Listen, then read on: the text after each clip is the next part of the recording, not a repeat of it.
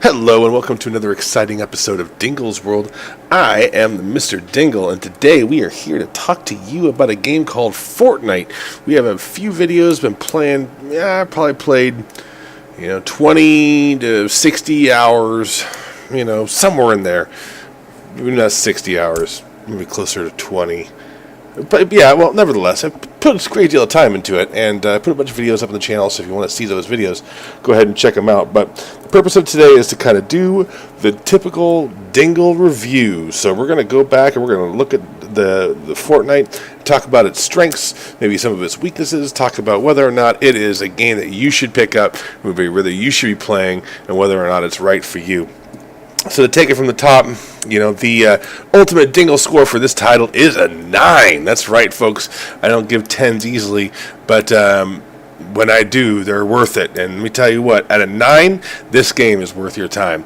Why is it a 9? So let's break it down a little bit. First of all, there's nothing better than free to play. It is absolutely free to play, which, can't beat free. So if you haven't downloaded it and you want to try it, give it a shot, man. It's free to play. What do you have to lose, right? The worst thing you have to lose is getting addicted to the damn game, and next thing you know, you're spending money on it, and that ain't my problem. But, could be yours, so keep that in mind.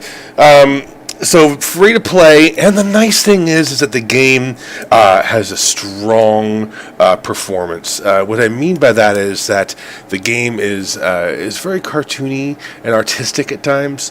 The models are not super high res, and everything is kind of done with a little bit of a flair and that cartoony perspective, which is always really nice on the renderer and always makes the performance of the games much better, especially on high-end machines when you can really boost those particle effects and the lighting, and it really does shine like a polished gemstone. However, on the slower machines, you still get great performance. Azo picked up the game recently with me earlier, and we were rolling around, and it was working on his laptop, and his laptop is nowhere near a gaming machine, so that's always good. So it has a wide access to people that are both, the hardcore gamer with the tools and the powerhouse, to the gamers that maybe don't have the machines that they'd like to have. So nevertheless, for no matter what shape or size of gamer you are, this game will fit to your dimensions. So graphically, again, the buildings, the characters, the weapons, the sky, the effects, it's all very stylized.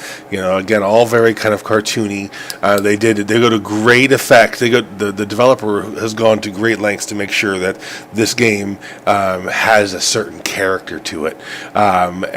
From the stylistic, almost Disney-esque buildings that it does, to the variety of different skins and character models that you can use, from tongue-in-cheek and funny, from a hamburger head to, a bad blonde graffiti artist. Nevertheless, it doesn't disappoint. You do have a lot of different characters, a lot of different looks, a lot of different feels. Even if you're not planning on spending any money, the Battle Pass is something that you can upgrade to, and you get a lot more when you spend $10, a mere $10, and next thing you know, you get 14 times more unlocks than you would in free. But free, you still get a nice variety of characters and backpacks and dances and those kinds of things to really kind of give your character a little flair at no cost to you. So again, great, able to experience that character, then that style without having to dig deep into your pocket.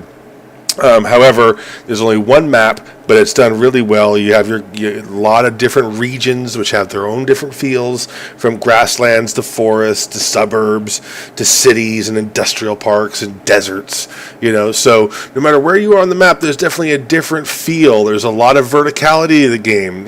So there's a lot of climbing the top of mountains or going down into the basements of some military bunker, and to find that special box or that special golden treasure chest that has that special golden gun that does extra damage. So you're always on the hunt for those delicious weapons and those delicious items, grenades and shield potions and little orbs that will pop-up forts that you can then defend or defend from. So, a lot of really quirky, cool little elements that you can pick up. And hey, we can't beat that. So, again, the environments in this game are huge. The game is really big. Unfortunately, there's only one map. I'd love to see 2 maps, or subsections of the existing map just as you explore the environments.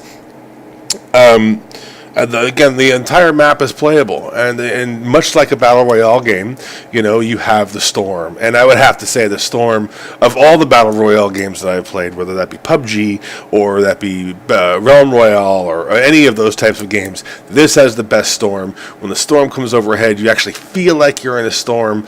As the storm is building up, the sky is kind of changing colors, and you can kind of see the storm off in the distance, so it kind of like, it's a prelude to being chased by it. So it gives a little context to the storm rather than feeling a little awkward like it does on PUBG. But nevertheless, it's still the same mechanic, but done a lot nicer. The weapons and the variety of weapons in the game is really nice as well. You have your typical weapons from any shooter, your shotguns, to your submachine guns, to your assault rifles, to your miniguns, to your rocket launchers. But they do add some variety in there that most games don't have. Stink bombs, for instance. You throw a stink bomb down, it makes a cloud of stink that if you're inside of, you end up taking a lot of damage from. Or guided missiles. So it's a missile launcher, but it has a missile that you can guide and run into your target. So that's really cool as well. So there is a lot of variety to the weapons that you don't see in a lot of other games. But again, the mechanics are very familiar. So there's nothing really new and exciting in that area. But the game does have a variety of different modes that you can play in. There's this, you can play by yourself, you can play with a buddy, or you can go in squads and play with a whole bunch of buddies. Or let's just say, fuck it, I want to go into war. I want to sit back, I want to dive in, and I don't want to sneak around, but I want a whole team of dudes behind me, and I want to fight it. Well, there's 50 on 50 for you as well. So there's a different game mode for depending on what your variety of bloodlust is. But, however, and the most important element of this game, and I would say that the one element that sets this game out above all other Battle Royale games, because they all have their shtick, but this game has a shtick, and that is building. And what I mean by building is not the buildings that you go into, but the ability to build. So you have wood, you have stone, and you have metal. These are resources that you gather as you run around the world, or that you be beating down trees or walls and gathering these resources. And then you could then turn around through the crafting menu. You pull out this little book, and then you can actually build a variety of different structures using the materials that you farmed. And every character is born with a pickaxe out of their butt, depending if it looks like a pickaxe or a lollipop. And nevertheless, it all functions the same. You're building walls, you're building ramps, you're building roofs, and the whole point and premise of it is to either one, to get to that really high place that you can't get to, or two, to really just run your enemy out of ammo. And this is kind of, I'll be honest, this is an element, while I don't necessarily connect with it, I know a lot of people do. And so this is a miss for me, but it's not a miss for most of the Fortnite community. And I think it's a miss for me because I'm just absolutely, and I'll be honest with you, because you guys are my viewers, and I don't want a lot of my viewers, but I'm fucking terrible at it. I start building, and it doesn't help, so... not to mention, when someone's running at you with a shotgun, it's difficult for me to disconnect from my old Quake roots, from dumping rockets into their forehead, trying to dump rockets in their forehead, to building bases and walls and holding up inside of a little wooden bunker that I've crafted out of my resources. I'm just not there. Call me old, call me old-fashioned, but it's a mechanic that I just can't get used to. But my son and all those new gamers out there, all those up and comings, those they seem to have it. They seem to get it. It's a mechanic that makes sense to them, and it's something that they can do fairly easy. They remap the walls and the roofs and the ramps to different keys, and boom, bada bing. They make these amazing structures that go into the clouds, and you just sit there and watch and just wonder how the hell they do that. But again, I suck. They're good at it. I am in no way going to penalize this game for that mechanic, despite the fact that I'm no good at it. But everybody else seems to connect with it, and it may connect with you too. So again, building this game is a huge function. It is a big part of both offensive, defensive, and navigation in the game. So. Definitely a component that sets Fortnite out amongst the rest. The game is very fast-paced. It does not slow down. If you're an old Quake gamer like me, and you're still blowing the dust off, and you're finding that perhaps you're not as fast as you thought you once were, or maybe step into these 8-year-olds and 9-year-olds. You're starting to realize that your reflexes aren't what they used to be. Like my experiences. Then you might get your ass handed to you just a little bit, because I'll be honest, the player base in this game is very, very competent, very good. It's a very twitchy game, so it's one of those, the pinpoint accuracy and pulling the trigger before your opponent could mean life and or death, and I mean that seriously. I can't tell me how many times that I turned the corner and there was somebody there with a shotgun. It was just a matter of who hit the fire button first, and I never seemed to be that guy. But you could, nevertheless. I recognize the fact that I am not as speedy as I once was, and again, I don't knock the game for that. I'm just slow as hell these days. So, but you know what? I can be honest with myself about this, and and honest with the rest of you. So. The game also does feature a variety of different other modes, which I have not had the chance to play because they cost money. While there is quite a bit of content at your fingertips for you to explore for free, unfortunately, there does come a point to where you got to pull out the wallet if you really want to get the whole smorgasbord or the sampler platter. So there is a co-op story mode.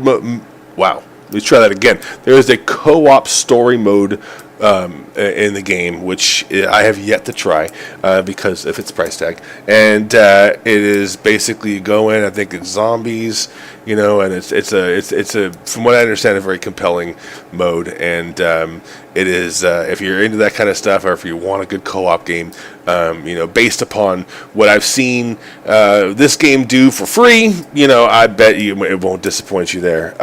Another cool feature of this game, which I have not had as much experience with, but my son has, and he absolutely loves it. I don't even think he plays the other game, the actual competitive part of the game. He goes into Playground, and this is another one of those unique features of Fortnite that sets it apart from the other Royale games. And what this is basically it gives you the freedom to be able to go into the world as it stands with either yourself or your buddies and build and just play around, whether you're going and shooting baskets or playing soccer or getting in the little golf carts and building racetracks in the sky, because again, the building tool in the game is really robust, and in Playground mode it's even better. You can actually choose subsections of walls. Rather than making one wall, you can make a half a wall or a third of a wall or 3/4 of a wall, and you can make really elaborate structures and bridges and beautiful structures. Then you can drive around them or blow them up or fight each other or play hide and seek with guided rockets. If you go onto YouTube, the majority of the videos that you're going to find on Fortnite are going to be people playing with their buddies in Playground mode. So again, free to every player to kind of get in and experience, and it really allows you to explore the building in the game. Really allows you to really kind of try the different weapons without the penalty of dying and having to go back to the lobby and blah blah blah blah blah. Now when you die in story mode or in playground mode, you just respawn and you just fly back into where you were and you pick up where you left off. You may not have the guns that you had, but nevertheless, it's just a drop back in, no having to wait through the lobby. And that is the one gripe I am going to say, however, for Fortnite, but it's not necessarily Fortnite's problem, because all games seem to have, all the Battle Royale games have this problem where there's a lot of waiting. So you go in, you hit the match, you hit play, and then you match make for, anywhere from a minute to 2 minutes, and then he drops you into this, kind of holding pen where you're running around shooting people in the face or punching them in the face or just running around wasting time, and you got to wait that whole minute for the game to start. Then finally you're in there, and then you're floating along, and you finally get out of the plane or the school bus and start going down to the ground. And then rather than throwing your glider out at the last minute so that way you hit the ground and just maximize the amount of drop time, no, once you get to a certain height, then it automatically pulls out your glider, and you got to float down and wait for your goddamn glider to get the. So it's a Royale feature that's not unique to Fortnite, but I have to say I'm growing rather weary of it. If I'm gonna die in the game and I gotta go through all this shit to get back in game, man, I'd love to be able to cut some of that out and make it a little quicker to drop back in. But I understand this. There's a lot of reasons for that, whether that be for the rendering and the loading and so on and so forth. And it's just it's nicer to sit and shoot a weapon or do some dances with a buddy while you're waiting for the damn match to start. Than sitting at a loading screen, which is essentially what that is. So, ultimately in the end, I like what they've done, but, and I'm really bitching about something that, probably can't be helped. But nevertheless, it is something that is wearing on my bones a little bit, and, I just got to mention it. So, ultimately, in a nutshell, that is Fortnite. It's arguably the single best, Royale game out there. PUBG, I would say, is definitely a contender. But if I were to put PUBG and Fortnite side by side, I'm going to have to give it to Fortnite, and I have played a lot of PUBG. I would say that Fortnite is definitely has a lot more longevity to it because of the playground mode and the other features like that, whereas PUBG is more kind of like where Fortnite's kind of arcadey and PUBG's more realistic, and so. Not that PUBG's all that realistic, but far more realistic than Fortnite. So they both have their strengths, they both have their weaknesses, but I think in the end, if you're going to stand up next to each other, Fortnite's just a little taller. So in the end, to wrap this up and put a bow on it, Dingle says this game is a 9 out of 10, and I think absolutely everyone should play it at least once. Try it, just because it's popular and everybody and your mother's playing it doesn't mean that it's not a good game and it wouldn't be fun for you. Again, no one has to know. Don't tell anybody you played, but it's free, so there's no commitment. So what do you have to lose? What do you have to lose? Maybe face with your friends when you finally tell them, look, I got a Fortnite problem. I've been playing too much and I've been keeping it from you guys. So, however, that's your problem, not my problem. And you know what? If you ask me of all the problems to have, a game that you like is a good problem to have. So, Fortnite, 9 out of 10, recommended to you. So, much love, community. And I always recommend, if you like this video, hit the follow button. If you're watching this on YouTube, make sure you hit the subscribe button and the like button. We're trying to grow our community right now. I'm trying to do reviews for all the past titles that I have videos for, Fortnite being the most recent one. And so hit that like button, hit the bell button for the notifications. That way you don't miss a video and you don't miss when one comes up. We try and put up videos multiple times a day. But again, we're growing. We need your help to grow with us. So hit that like button. We'll make the content. You push the buttons, and together we will rule the world. Much love, everyone. And if you have any thoughts or any comments or questions, put them down in the video, and I'll get back to you. Much love, everyone.